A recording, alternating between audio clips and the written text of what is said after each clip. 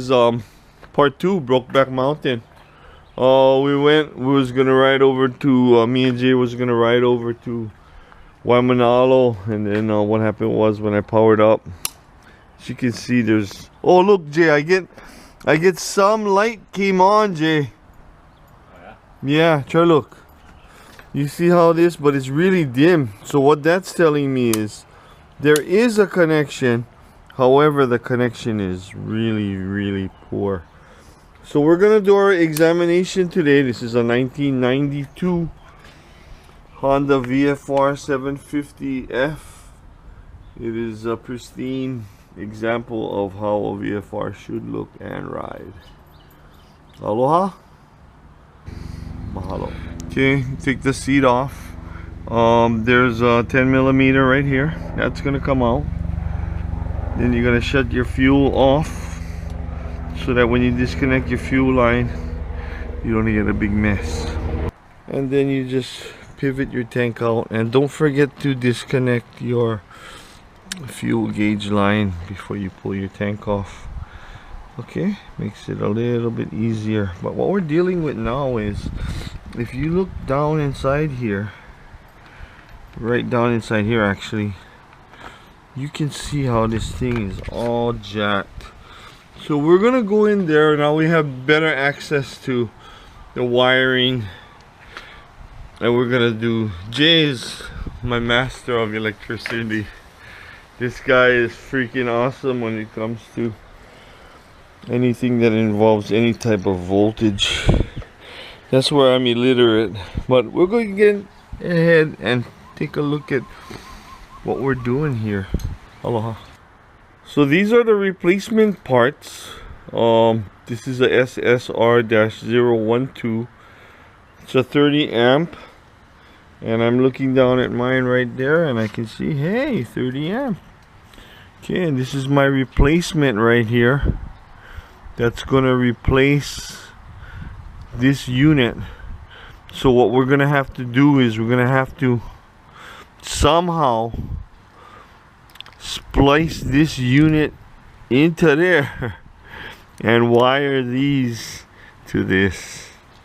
So we'll show you once we are underway here on product Brokeback Mountain. Aloha. Then you want to make sure you disconnect this. Don't fool around and think that you can do the job without disconnecting it. I even made safeguards by taping it to make sure that there'd be no shortages. So what we did was Jay just kind of wiggled this out. There's nothing holding it, yeah, Jay? No, it's just in the rubber. Just the rubber. Disconnect this, and then we have access to everything we're gonna change right here. Okay, as you can see, obviously there's no good connection because this thing is freaking toast.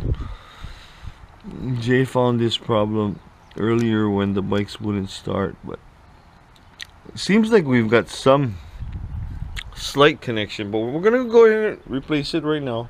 See you guys in a little while. Okay, so you go ahead and get your Allen. Go ahead and screw in. It's pretty basic. You're gonna screw it in exactly where it came out from. Don't mix and match them. Even if you do, Honda makes it. Oh, sorry. It's okay. Okay, like I was saying earlier, you just get your Allen and screw them in the respective places. The hard part now is gonna be, see, that's the easy part, and then that's gonna go, you're gonna put your spare 30 fuse in there. Actually, this one, believe it or not, I bought it on eBay for less than $10, and it came with the fuse. Amazing. It's called a starter relay. Yeah, awesome. And this one I got it for $3. It's called a solenoid connector relay, Honda. So in your search on eBay, put Honda solenoid connector, and it really doesn't matter what model you get. If you got 4 wires, you got a fuse holder, and it looks like this, This is what you need, pal. Or you can go down to Honda and you can buy the whole harness for about $500. Aloha. Okay, now what we did was I don't have a solder gun, so we had to go down to Jay's house to go pick up his solder gun. We got the electronic solder gun right here, and what we're gonna do is we're gonna splice on the new connector along with, you see these right here, these are shrink wraps. So we're gonna solder it and shrink wrap it, and hopefully don't have this failure happen again. Aloha. Okay, here we go. Jay's gonna get ready to solder these wires. You see how he used a wooden block like that to prevent excess solder from dripping down onto other vulnerable parts of the. You can use a metal plate. You can use anything you want, but try to get a lot of solder onto those wires there to get a really good connection. We were contemplating using maybe terminals, but decided in the long run that Jay's laying it on really thick there. That thing is gonna be solid, bro. So what we're gonna do first is we don't know if the shrink wrap size we chose is gonna be big enough, so we're gonna see that right now, and if it is, then we'll continue with the rest of the soldering. So now, but we're gonna wait till it cools down, obviously, or the shrink wrap's just gonna disintegrate on that hot solder. Alright, so we got them. Look. Perfect fit, actually. Jay loaded a whole bunch of solder in there because we didn't want to cut off too much of this wire, but it looks as though some of this wire, as you can see, is kind of like been exposed to some corrosion, but hopefully the cleansers in the solder will help rectify that situation. However, still better than this. What do you think? Would you rather have this or that? Woohoo! This is about $4 on eBay. See, the problem was, as you can see, yeah, they put the crimp on, but then crimp only the insulation, so I had a dead line going to my main power supply that we traced, and we couldn't for the life of us figure it out. But let's see if that is in fact our problem.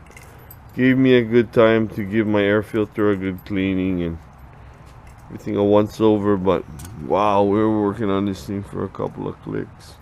Okay, I went on my assortment of different types of terminals, and you're gonna have to salvage that old one because modern kinds of terminals that you'll find that we all carry won't fit in this receptacle.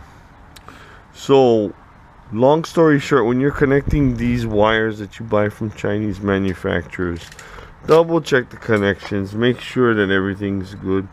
We assumed everything was good, obviously it wasn't, so we found the problem. Alright, so Jay is salvaging this terminal, and look at the bike, man. We got this freaking thing torn apart. We got the damn ignition switch out. Well, we know for sure the ignition switch works now. And if you ever want to steal a VFR, all you need is a 40 Torx. But I'm not going to tell you guys that. You guys don't steal bikes, man. I hate bike stealers. I want to put them on a stake and crucify them. Aloha. I see the light on already. Oh yeah, lights are on already. Yeah. But not bright. Yeah. Really dim. So that's telling us that the current is weak. Your battery's full, I see it. Battery's full. Wow, look at that, man. The other wire is same thing, no more connection. Oh my gosh, beware when you're buying these Chinese connectors. Okay, what we did was we had to redo all of the connections again. So we're gonna do our test now. Jay's gonna power up. We should get some nice lights. Oh man, the lights are still dim. I'm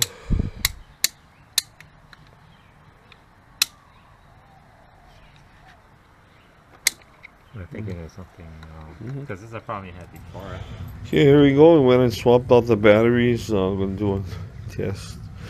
We had 13.09 on volts. So we're gonna do a couple more tests. All right, let's go. Let's try and see where we are. Put the main lights. Okay, go ahead, Jay. Oh, nothing though, Jay. Alright guys, after what we did was we rewired this whole doggone thing because the connections were really terrible and still wasn't getting a really good connection, and then come to find out it's the ground. Could have been a bad connection or could have been a bad ground, and we determined now that it is in fact a bad ground. So on the VFR 750, your ground will start here, obviously, from your battery, your negative ground. It runs down inside here. You can see it right here. This is part of it. Then it runs down over here, inside here, and this is your ground right there. It's a 10 millimeter, and it's the wire. But we don't know what's causing the ground to be faulty, and we'll find out. Okay, Jay. So after all of that, we've been working on this electrical system for basically the whole day. So now what we're gonna do is we're gonna try to power up, and then once we power up, we got all of our lights and everything, and we'll hit the horn and highlights, and then we'll put the rest of the guts on. So go ahead, Jay. Start it up and go, oh, well, that all seems fine. Oh, still light. Maybe the cable's bad. Maybe the cable's bad. The ground cable could be bad. Alright, here we go. We redid the ground cable, so go ahead, Jay. Let's see what we got. We got victory. Oh man. Something else? Something else, Jay. Because when you touched it to the frame before it